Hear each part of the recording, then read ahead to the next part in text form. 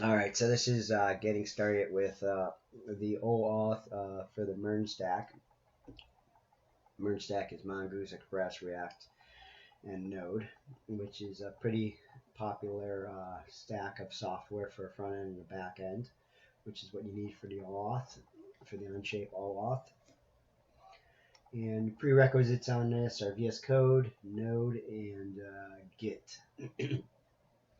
So first thing we do, we go over to our Visual Studio Code, and we're just going to clone this. Actually, I gotta get the. I'm gonna clone this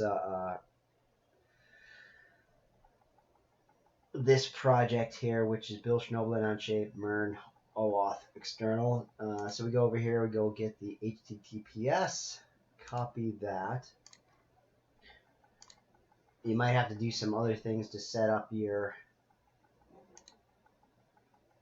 VS Code to work this way, but you go to the command palette, you hit git clone, and then you just type that in. And that's going to bring everything locally from that GitHub. So I want to put this in my test. And there's no subdirectories here, but it'll create the subdirectory for you to create the Onshape MERN Oauth external for you. So you just pick right there.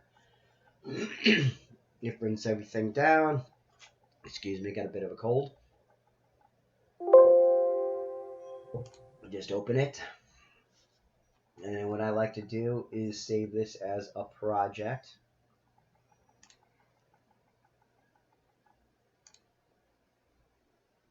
It might be a quicker way of doing this.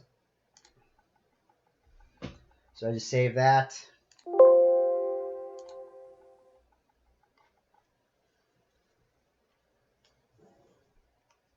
And then I go into the terminal, create two new terminals.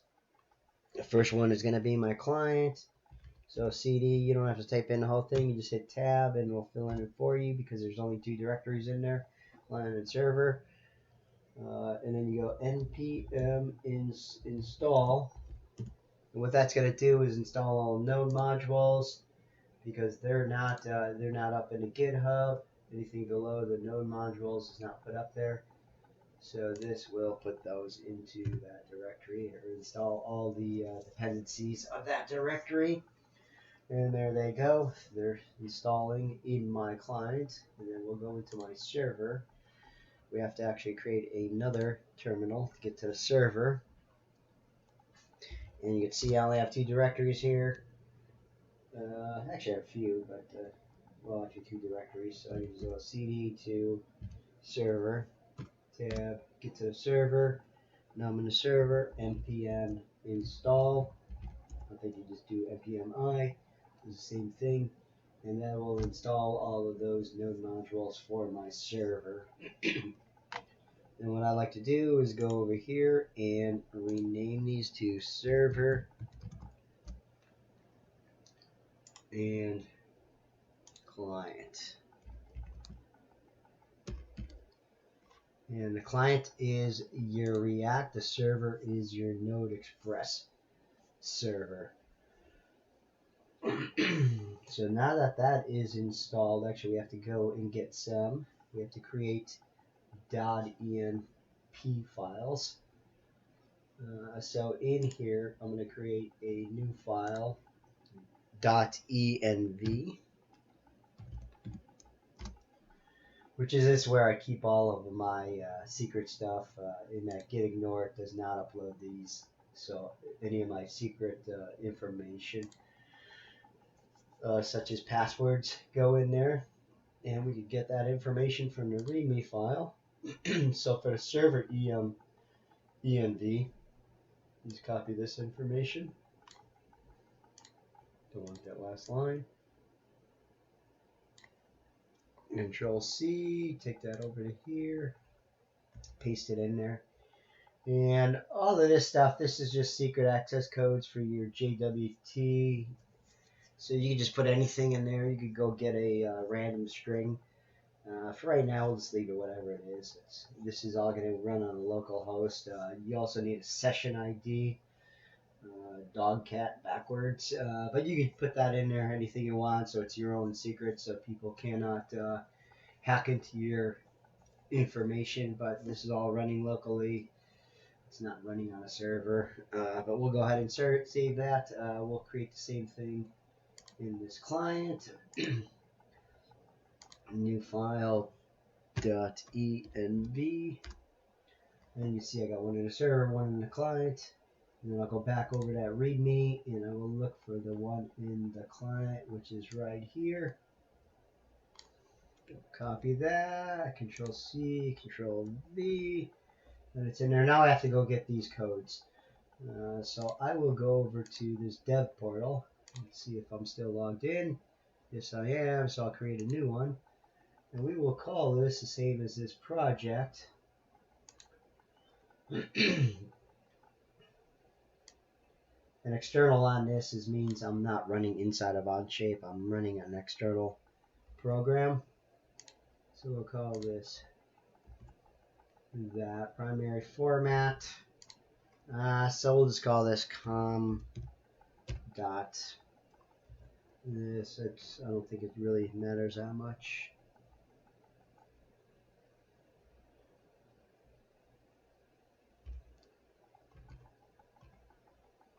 Summary.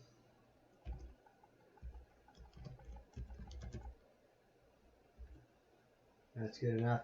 This is really if you're going to put it in the store. Redirects, my redirect, we could get the redirect from here. That's in my env file of my server, because I'm redirecting from the server.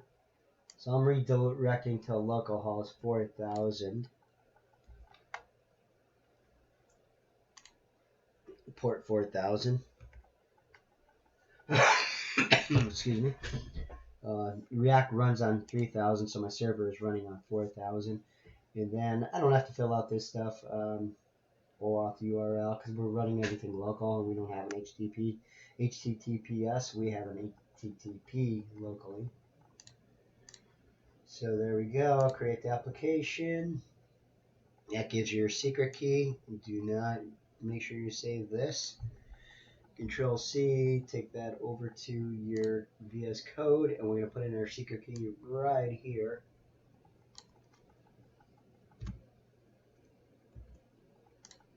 Save that, save everything. Say close, and that will take us to here. We will get our OAuth identifier. Control C. Take that and put it into here.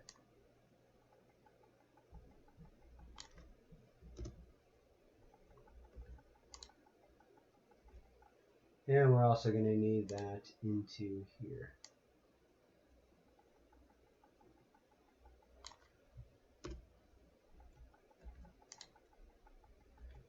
On this one, on the React side, on the client, you have to say React app _OS, otherwise it will not work. Don't ask me how I know. So now that we got that started, we could go into, I'll start our server first. And npm starts. There we go. Hopefully this will start. Yes! And that's running on port 4000. Okay, perfect. Now the client's going to run on 3000. npm starts. This takes a little bit to start up. It's good because it's starting up React. I'm gonna should open my window, and there it goes. Yes, and I like to always watch the console and see what kind of errors I'm getting.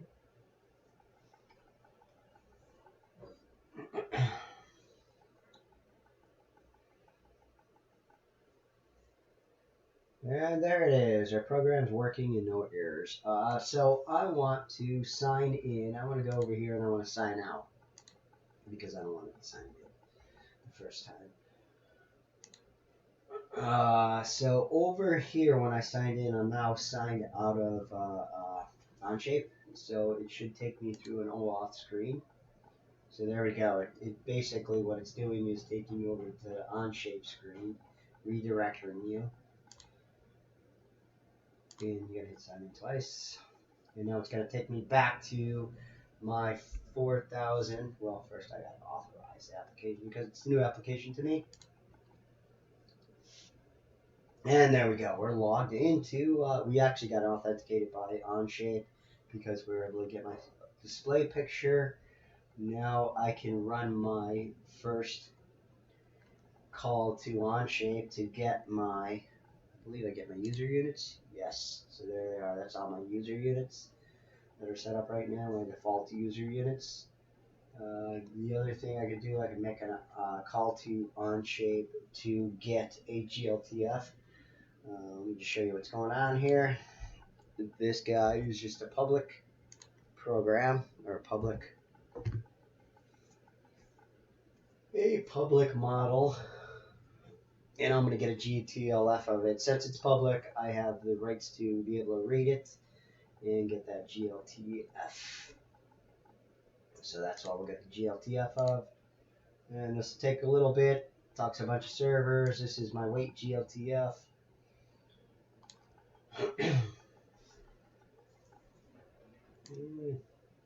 It's thinking.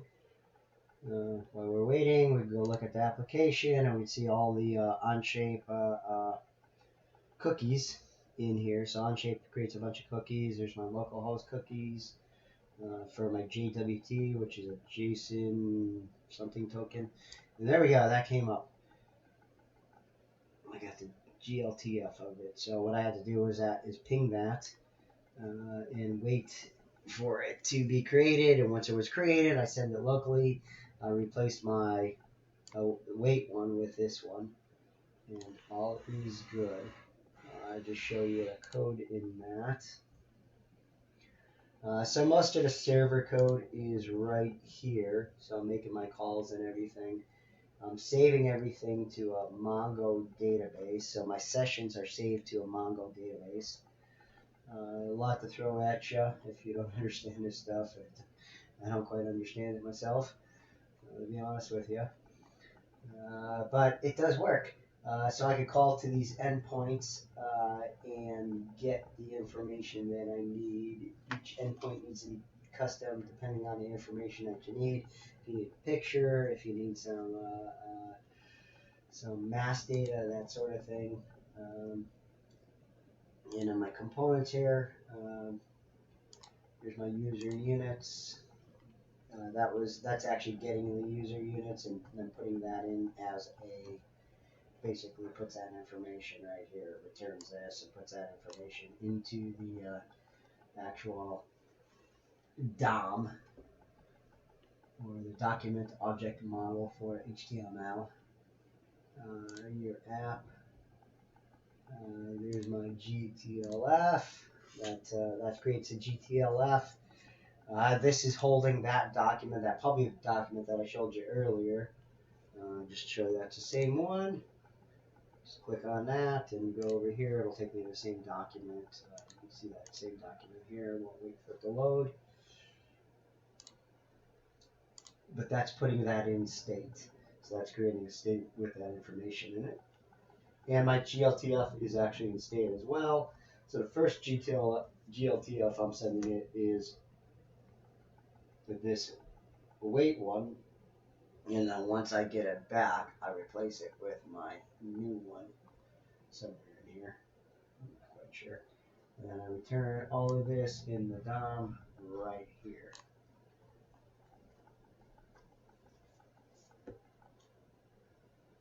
So hopefully that's enough to get you started.